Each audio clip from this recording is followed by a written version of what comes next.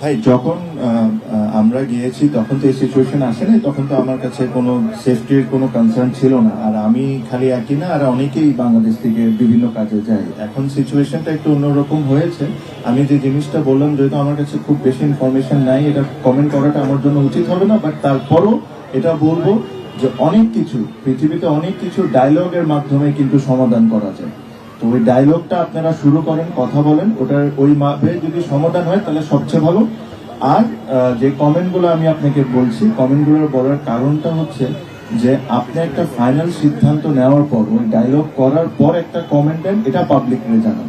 আপনি যদি প্রতিটা স্টেপ পাবলিকরে জানান, তখন খামাকা একটা আনসার্টেনসি তৈরি হয়ে যায়, যেটা এখন হয়ে গেছে। এক সপ্তাহ পর যদি সিদ্ধান্ত যদি চেঞ্জ হয়ে যায়, চেঞ্জ হয়ে যদি অন্যরকম হয়, তখন আবার আপনার প্রথম কমেন্টের আপনি কি উত্তর দিবেন? ঠিক না? তো এই কারণে আমার কাছে মনে হয় আপনারা ইন্টারনালি সিদ্ধান্ত নেন, সিদ্ধান্ত নেওয়ার পর যাই ডিসিশন হয়, আমি একটাই জিনিসই আশা করব, ইট হ্যাজ টু বি বাংলাদেশের ক্রিকেটের ইন্টারেস্টের সবচেয়ে আগে এটা চিন্তা করতে হবে। বাংলাদেশ ক্রিকেটের ভবিষ্যৎ চিন্তা করতে হবে, চিন্তা করে সিদ্ধান্তটা নেওয়া উচিত।